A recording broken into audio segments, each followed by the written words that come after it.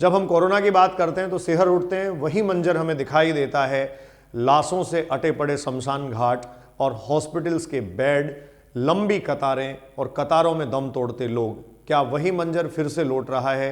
जनवरी में होने वाला जो जेईई मेंस का अटेम्प्ट है उसको कैंसिल किए जाने की आवाज़ें पहले से उठती रही हैं। क्या ये एग्ज़ाम कैंसिल होगा?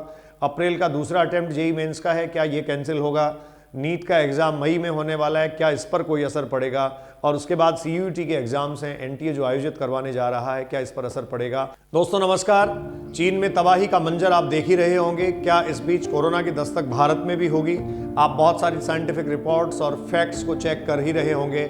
हाँ, इस बीच मैं आपको सलाह दे दूं, आप न्यूज़ चैनल्स की न्यूज़ को देखकर पैनिक ना हो, कहीं भी उनकी बातों में नहीं आए, क्योंकि कई बार कई तरीके से बवंडर फैलाया जाता है।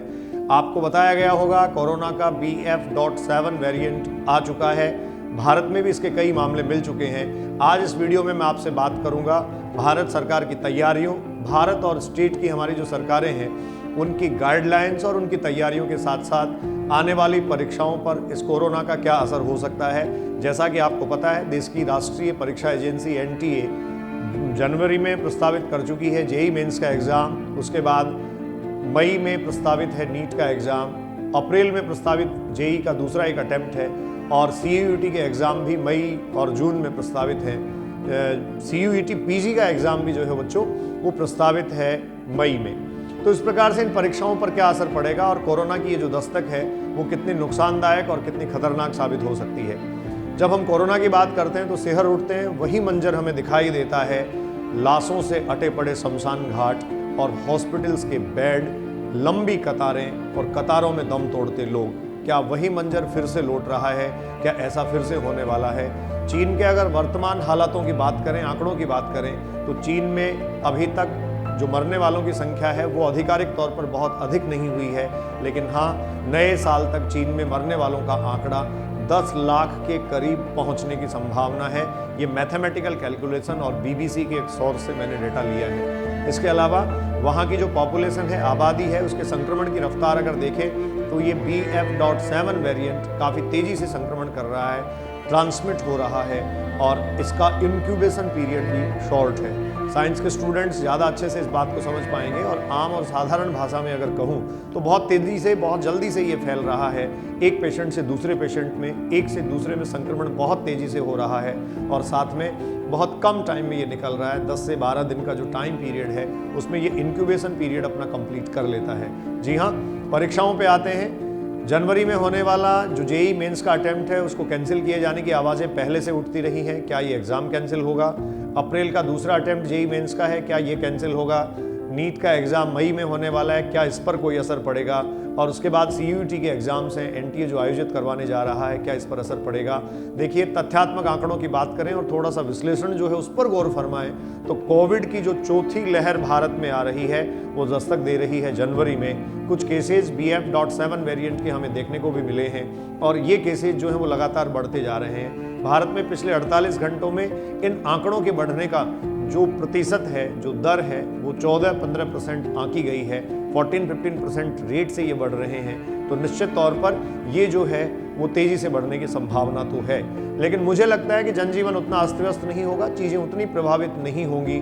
कोविड के कारण हमारा जनजीवन जैसे पहले अस्त व्यस्त हुआ था, जैसे आर्थिक मंदी में हम आ गए थे, जैसे हमारी सरकारों की पॉलिसीज के कारण हमें बहुत नुकसान उठाना पड़ा था और साथ में इस देश में हजारों लाखों मजदूर पैदल चले थे, भूखे नंगे बेदम दम तोड़ते लोग, वो शायद ही अब इस मंजर में हमें दिखाई देंगे। कोविड-19 जब शुरू हुआ यही समय था, यही दौर था। 2019 में दिसंबर महीने में शुरू हुआ और फिर से ये 2022 दिसंबर में दस्तक दे रहा है। जहां तक चीन की आबादी की बात की जाए, चीन में केवल 69% लोगों ने ही जो 60 साल से ऊपरी आयु के हैं उन्होंने अभी जो वैक्सीनेशन है वो अपना कंप्लीट किया है। और भारत में जो है वो भी आपको पता है लगातार बूस्टर डोज लगाए जाने की बात की जा रही है और लगातार लोगों को सावचेत किया जा रहा है। तो सबसे पहली सलाह मेरी आपको ये है, आप अपना बूस्टर डोज आवश्यक रूप से लें। और दूसरा, जैसे ही प्रिकॉशनरी कंडीशंस आती हैं, जैसे ही हालात असामान्य होते हैं, वैसे ही अपना बिहेवियर जो है, मास्क पहनना, उचित दूरी बनाए रखना, नियमित रूप से सैनिटाइज करना, चीज़ें जो है उनको अपने प्रिकॉशनरी मोड में या सावधानी वाले नज़रिए में ले लेना, मुझे लगता है हम सबके लिए हितकारी होगा। जनवरी में इसके हालात भारत के सामने होंगे और जनवरी में ही सबसे ज़्यादा असर होगा। तो जहाँ तक एग्ज़ाम्स और परीक्षाओं की बात है, मुझे लगता है जेईई मेंस का जो पहला अटेम्प्ट जनवरी का है वो इसमें प्रभावित हो सकता है। इसके अलावा अप्रैल, मई और जून के अटेम्प्ट्स जो हैं उनके प्रभावित होने की बहुत कम संभावनाएं हैं। इवन मुझे ये भी लगता है कि कतई इस पर प्रभाव नहीं पड़ेगा। भारत की राष्ट्रीय परीक्षा एजेंसी एनटीए अपनी परीक्षाएं करवाने के लिए, और आप कहेंगे जब जन भावना होती है उसके अनुरूप नहीं करवाने के लिए बहुत ज़्यादा अच्छे से जानी जाती है। तो डेफिनेटली अप्रैल का जेईई मेंस का अटेम्प्ट है वो भी प्रॉपर होने जा रहा है, और नीट का एनटीए का जो अटेम्प्ट है जो मई में होगा, 7 मई को अनाउंस है, वो भी होने जा रहा है, और उसके बाद सीयूईटी के एग्जाम्स भी। तो स्टूडेंट्स को मेरी खास हिदायत है, अपनी परीक्षा की तैयारी उसी हिसाब से करें, कोरोना के भ्रम में नहीं आए, कोरोना के बहकावे में नहीं आए। कोरोना की जो जितनी सारी बातें और भ्रांतियां आपके सामने फैलाई जाती हैं, उन सब बातों को नज़रअंदाज करके अपने गोल को, अपने टारगेट को, अपने लक्ष्य को अचीव करने के लिए निरंतर प्रयास करें। आप लोग जनवरी में इसका पूरा इम्पैक्ट देख लेंगे तो जनवरी लास्ट तक जाते जाते हमें ये बहुत क्लियर हो जाएगा कि देश में कोरोना कितना डराने वाला है। जहाँ तक देश की सरकार और राज्यों की सरकारों की बात की जाए, उनकी तैयारियां क्या हैं, तो जनवरी से कई सारी पाबंदियां लगने की संभावनाएं बढ़ रही हैं। सार्वजनिक स्थलों पर मास्क और उचित दूरी का जो प्रावधान पहले से था उसके वापस आने की संभावना है, और इसके अलावा जीनोम सीक्वेंसिंग तथा टेस्टिंग और सैंपलिंग जो है उसको बढ़ाए जाने की बात की जा रही है। स्वास्थ्य विभाग ने अभी गाइडलाइन जारी की भी है। भारत सरकार और राज्य सरकारें अपने अपने स्तर पर इसके प्रयास कर रही हैं, लेकिन सरकारों के प्रयास जनता कितने सफल होने देती है और सरकारों के प्रयास जनता कितने विफल करती है, ये सब आप अच्छे से जानते हैं। हम सब हिंदुस्तानी लापरवाह हैं, लेकिन हाँ, कहीं ना कहीं वैश्विक महामारी जब भी आती है, आपदाएं हम पे जब भी आती हैं, तब एकजुटता भी दिखाते हैं, और कई बार समझदारी के साथ साथ मानवता का परिचय देते हुए बहुत सारे लोगों की जान बचाने के लिए अपनी जान हथेली पे रख देते हैं। तो हमें अपने इसी नेचर को, इसी प्रकृति को बनाए रखने के साथ साथ सरकार की तैयारियों के अलावा खुद पर भरोसा रखते हुए, खुद को तैयार रखते हुए आने वाले कठिन समय को पार करने के लिए मानसिक रूप से सुदृढ़ रहना चाहिए। मैं मेंबर डोदिया अभिव्यक्ति के माध्यम से आपसे मुखातिब हो रहा था। यूं ही अपना प्यार और स्नेह लुटाते रहिए, मेरे चैनल से जुड़े रहिए।